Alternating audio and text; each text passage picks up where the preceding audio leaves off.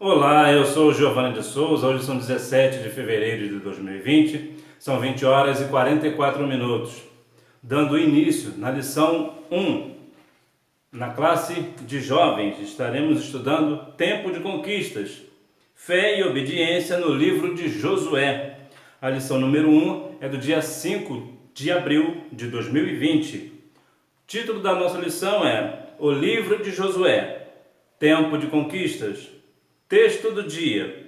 Mas em todas estas coisas somos mais do que vencedores, por aquele que nos amou, aos Romanos capítulo 8, versículo 37.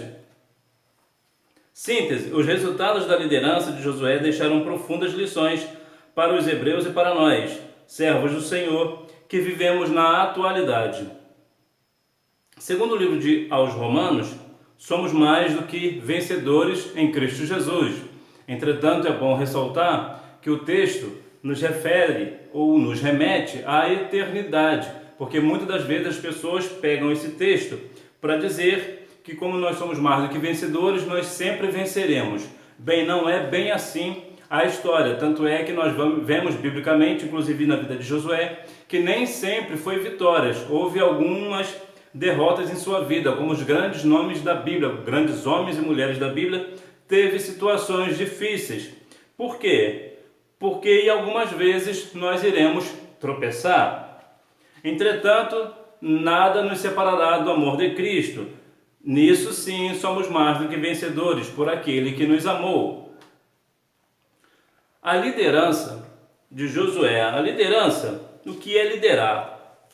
Liderar é despertar nos outros a vontade de fazer alguma coisa. E existe uma diferença bastante significativa entre liderar e chefiar. Liderar, como eu já disse, é despertar nos outros a vontade de fazer alguma coisa.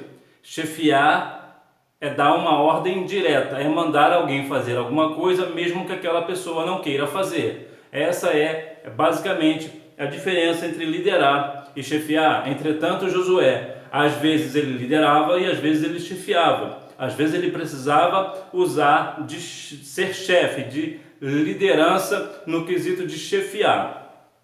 E isso é bom a gente ter bem em nossa mente, no nosso coração, porque há momentos que nós precisamos despertar nos outros a vontade de fazer, e há momentos que nós precisamos, vou colocar aqui uma expressão, impor a vontade para outra pessoa fazer.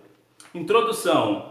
Moisés libertou os israelitas da escravidão e, após a travessia do Mar Vermelho, guiou-os pelo deserto rumo à terra prometida. Caminharam por cerca de 40 anos, quando toda aquela geração adulta de ex-escravos morreu. Entretanto, diferentemente de outros povos, os hebreus não sucumbiram, pois Deus queria preservá-los para si, pois havia prometido que deles desceria o Salvador do mundo. Então o Senhor levantou uma segunda geração, a qual foi adestrada no deserto. Ali os novos hebreus viram grandes milagres de Deus, conheceram a rebeldia de seus compatriotas e o resultado funesto que adveio para os desobedientes. O tempo passou, morreram Miriam, Arão e Moisés, e Josué foi escolhido pelo Senhor para conduzir o seu povo. Logo depois ele enviou 2 espias à milenária, a cidade de Jericó, com o objetivo de estabelecer estratégias para a sua primeira guerra como líder dos hebreus, depois de haverem atravessado o Rio Jordão. Nesta série de lições conheceremos as vitórias e conquistas do líder Josué e de todo o povo de Deus rumo a Canaã. Eu posso fazer uma analogia sobre a questão de Canaã, que é um tipo de vida cristã mais elevada, né? É algo mais santificado, mais perfeito diante de Deus, enquanto vemos a vida aqui de Josué. Liderança, como eu já havia falado, sobre a diferença de chefiar e liderar.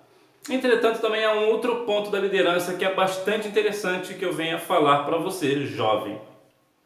Nenhum líder lidera sozinho, nem pastor, nem líder de mocidade e nem ninguém.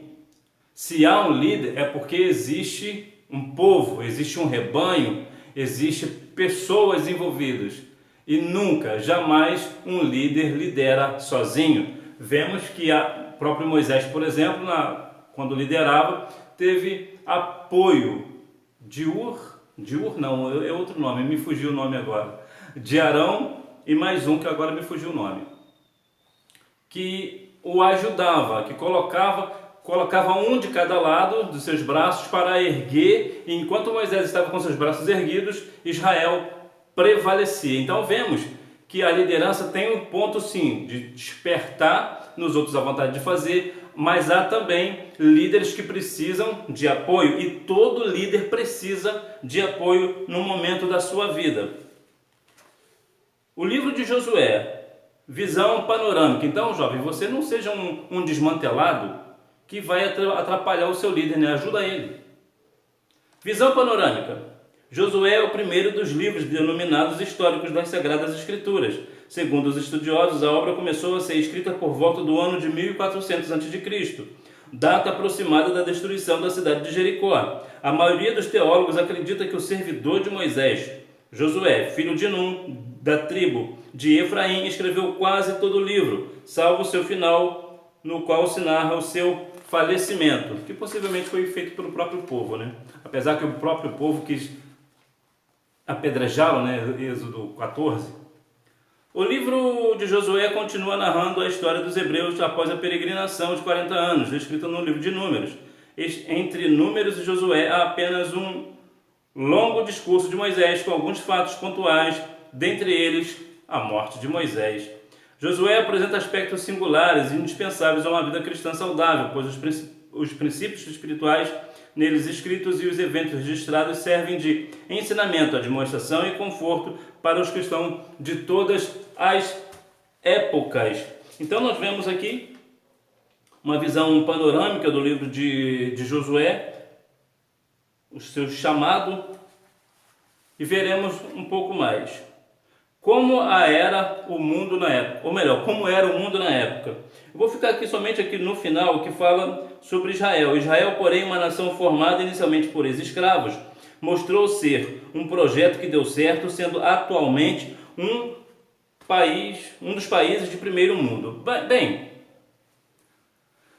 parece estranho a ideia de um povo como o povo de Israel, o país, eu falo nação, né? A nação de Israel, o povo, né? O país, ser atualmente um dos países de primeiro mundo, de ter tanta coisa boa, sendo que foi feito de ex-escravos.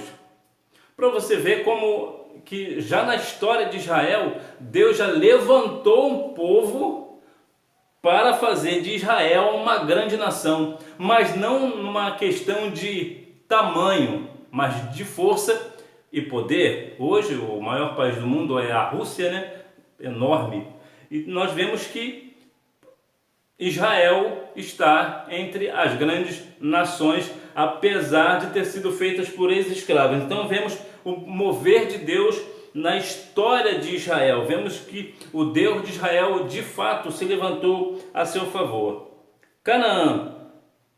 O território de Canaã, a denominada Terra Prometida, tinha aproximadamente 290 km de comprimento por 65 km de largura e ficava a 480 km do Egito para o sul. A 1.100 km para o nordeste encontrava-se Nínive e para o leste também a 1.100 km. A Babilônia, mais além, a 1.600 km, localizava-se a Pérsia para o noroeste. A 1.300 km a Grécia.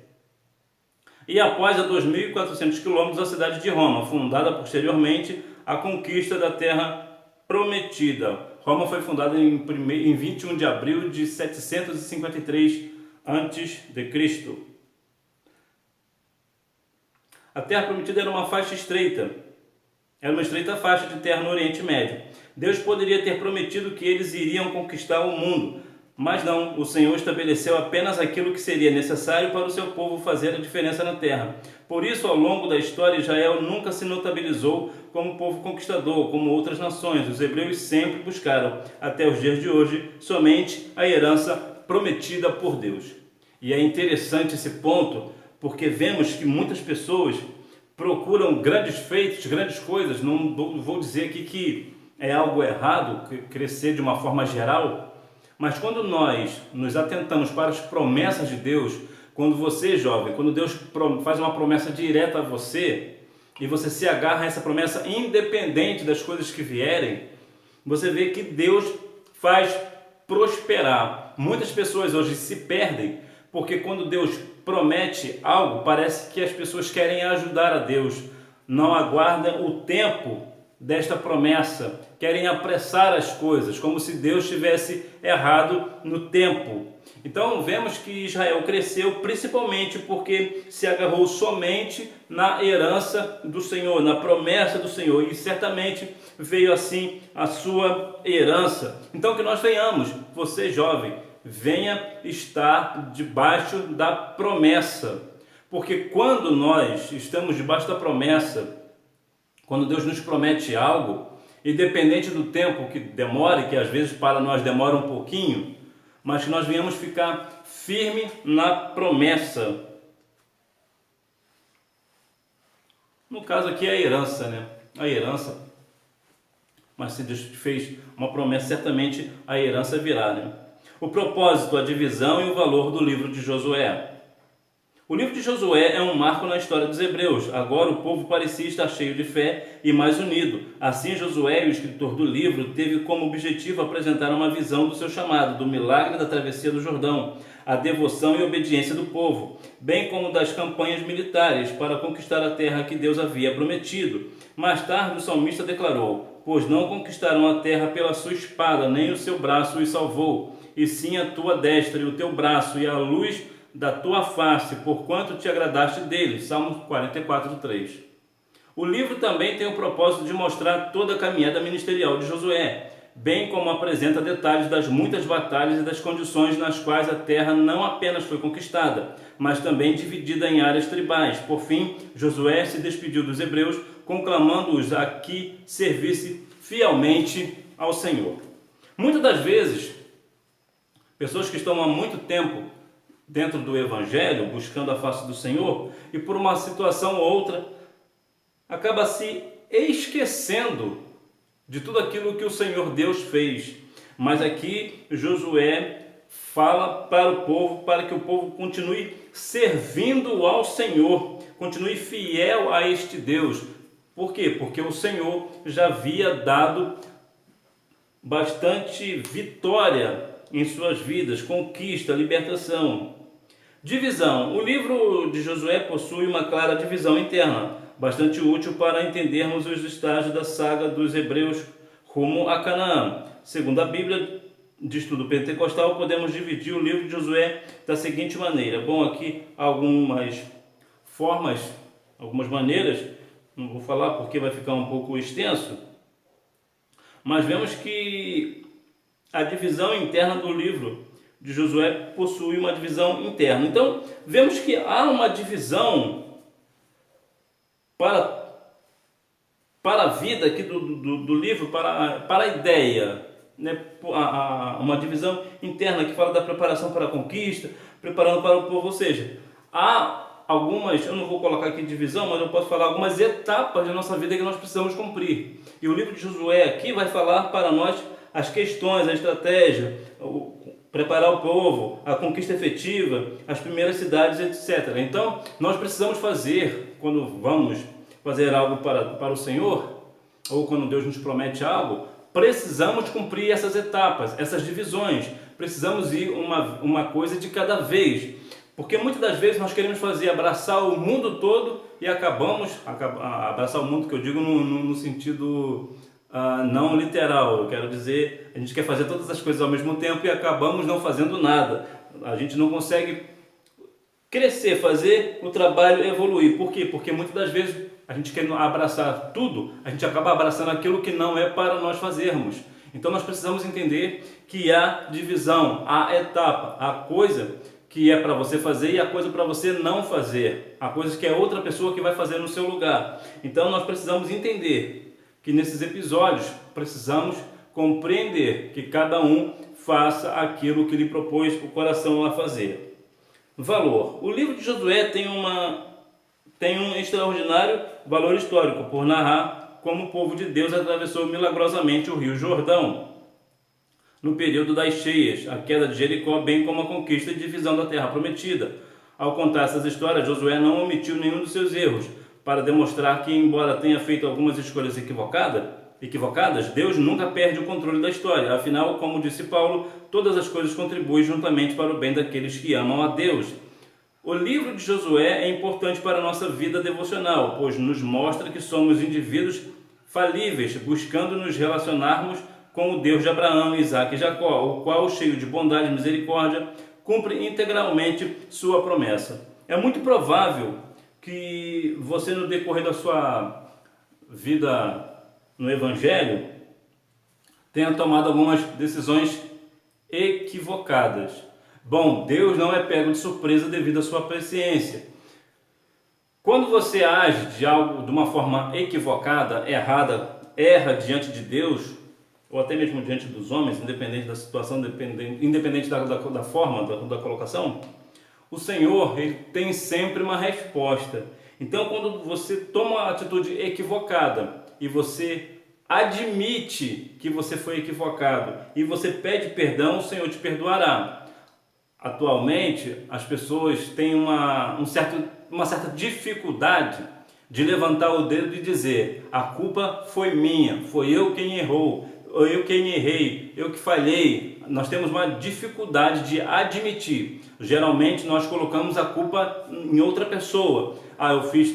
Tomei essa decisão errada porque ciclano, porque o pastor, porque o líder, porque não sei quem, porque meu pai, porque minha mãe. Então nós precisamos, principalmente você jovem, precisa ter maturidade de levantar o dedinho e dizer: foi eu quem errei, foi eu quem falhou, eu que, como diz aí no mundo, né? Eu que pisei na bola, eu que perdi aqui o fio da meada, foi eu que realmente falhei. Então precisa ter maturidade para, quando tomar uma decisão errada, equivocada, pedir perdão a Deus, porque certamente o Senhor te perdoará e certamente Ele te trará uma porta, uma saída, né, para a tua situação. Antecedentes históricos. O deserto chegou ao fim. A liderança de Josué deu início a um novo tempo, onde não haveria mais nuvens e coluna de fogo, nem uma manhã, nem um maná cotidiano, nem água saindo da rocha. Eles agora não morariam em frágeis tendas, mas em casas bem construídas, comeriam dos frutos que a terra produzisse e beberiam a água dos rios e mananciais. Os milagres experimentados durante a caminhada pelo deserto se tornariam mais esporádicos, porém Deus estava dando-lhes uma terra que manava leite e mel. Como os hebreus conseguiram chegar até Canaã? Somente a mão de Deus operando poderosamente em favor deles. Então vemos que há momentos na nossa vida que nós realmente precisamos de um milagre, algo extraordinário. E o Senhor é o Deus do milagre, é o Deus do impossível, Lucas 1,37. Então vemos que o Senhor fazia milagre. Eu falo fazia porque eu estou falando no passado, me refiro no passado. Então, na época de Josué, o Senhor fazia coisas extraordinárias. Então as pessoas, vamos colocar assim, já estavam acostumadas a ver milagre. Depois o milagre cessou um pouco, mas continuou acontecendo, mas agora um pouco menos. Então, por que conseguiram chegar a Canaã? Somente a mão de Deus operando poderosamente em favor deles. Você só chegará a algum lugar se Deus for com você. Se você pedir orientação a Deus, com seus próprios esforços, você não chegará a lugar nenhum. As últimas palavras de Moisés. Com o fim da caminhada pelo deserto, o povo chegou à fronteira da terra prometida e, por orientação do Senhor, Moisés convocou uma reunião com todos, pois ele sabia que morreria em breve, sem entrar em Canaã. Entretanto, o povo precisava ouvir mais uma vez todos os mandamentos do Senhor. Veja que Moisés estava ciente que os seus dias se findavam e que ele também tinha consciência de que ele não entraria na terra prometida. Entretanto, ele fez o que eu julgo a coisa mais importante a se fazer naquele momento. É reunir o povo e falar os mandamentos do Senhor, para que o povo continue obedecendo ao Senhor, revisar as suas vidas, continue dentro do propósito. Veja bem o que você está fazendo, continue obediente à palavra do Senhor e aos seus mandamentos. Um novo tempo de fé e expectativas.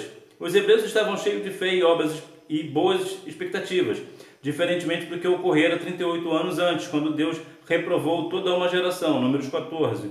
Agora, para entrar na terra prometida, eles teriam de enfrentar um obstáculo, águas do rio Jordão, a expectativa de que algo poderoso da parte de Deus aconteceria e que teriam grandes vitórias, transformou-se numa certeza entre os hebreus.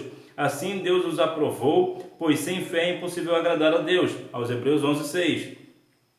E realizou grandes milagres no meio do seu povo. Esta verdade acerca da fé genuína é antemporal. Nos dias de Jesus, os que iam até ele com fé, como aconteceu com a mulher do fluxo de sangue, o cego de Jericó, a mulher cananeia, dentre outros, experimentaram e receberam a cura. Quer receber algo de Deus? Se aproxime-se dele. Você terá mais de Deus quando Deus tiver mais de você. E muitas das vezes procuramos saber, ou algo, nem saber, né? Nós queremos algo do Senhor, queremos que Deus nos dê algo, mas nós não temos nada para Deus, nada para entregar, nós não temos uma adoração, nós não temos arrependimento, nós não temos renúncia do nosso próprio eu, da nossa carne, para servir ao Senhor, e queremos que o Senhor faça todas as coisas. Não é por aí o caminho. Você, jovem, precisa ter a sua vida firmada na palavra do Senhor e seus mandamentos, obedecer ao Senhor, obedecer pai e mãe, obedecer seus líderes, seus pastores. Você precisa sim, não somente ter fé no Senhor, mas você também precisa ter obediência a Ele e também a seus pais, aos seus responsáveis, ou mesmo na escola, na faculdade, seus professores. Você precisa ser obediente. Por que você precisa ser obediente? Porque a obediência é a ponte que te leva dos seus sonhos para a sua realização. Conclusão. O livro de Josué retrata de forma empolgante a travessia do Jordão, as inúmeras batalhas que propiciaram aos hebreus tomarem posse da terra prometida, bem como a divisão da terra pelas tribos que conquistaram os territórios que lhes foram concedidos por herança. Podemos aprender, mediante a leitura do livro de Josué, o quanto é glorioso confiar em Deus e obedecer às suas ordenanças. Então nós vemos que a travessia do Jordão, podemos dizer aqui, fazer uma analogia e dizer que a travessia do Rio Jordão foi um momento de dificuldade, foi um momento de luta, de batalha, de obediência, de fé, mas que chegaram à cidade de Canaã, que aí no caso posso fazer uma analogia dizendo que a cidade de Canaã, terra prometida, é um lugar de uma vida cristã mais elevada. Então nós vemos que a nossa luta, quando nós temos fé no Senhor, ela é sempre recompensada. Quando nós obedecemos ao nosso Senhor, Ele certamente nos dá aquilo que nós precisamos, se é que é da vontade dEle. Porque é uma outra vertente que nós também precisamos entender, principalmente você, jovem. Você precisa entender, porque nem tudo que você deseja é o sonho do Senhor para a sua vida. Entretanto, quando você deleita no Senhor, Ele te concede o desejo do seu coração, Salmos 37:4. E deleitar é ter prazer. Então, se você tiver prazer no Senhor de fazer a sua obra e em obediência à sua palavra, aos seus mandamentos, obedecer os seus pais e mães, fazer tudo direitinho, como tem que fazer, então sim, Ele certamente te concederá o desejo do seu coração. Então vemos que nós temos agora em nossas mãos tempos de conquista, mas com fé e também obediência. Nós só assim iremos avançar, somente assim nós hoje podemos ter a fé que herdaremos as mansões celestiais, porque somos obedientes ao Senhor e à sua palavra. Temos fé no Senhor e na sua santa palavra. Que Deus em Cristo continue abençoando a sua vida, que você continue sendo um jovem obediente ao Senhor, obediente à sua palavra. Eu sei, é bem difícil nos dias atuais ter fé na palavra quando a sociedade, a grande mídia, a ciência porque quer de todas as formas dizer que a Bíblia é um livro de fantasias, de fábulas. Há pessoas influentes que dizem que a Bíblia é uma piada, que a Bíblia não é a palavra do Senhor, que a Bíblia é só um livro velho escrito por pessoas aleatórias, mas não. A Bíblia é a palavra do Senhor, ela é a nossa regra de fé e prática. Então que você continue no seu coração com a fé na palavra do Senhor, lendo ela de dia e de noite, para guardá-la no coração, para não pecar contra o teu Senhor. E que Deus em Cristo continue abençoando a sua vida, jovem, e que você continue nessa vida, nessa caminhada rumo à terra prometida, que é as mansões celestiais. Tchau, boa aula.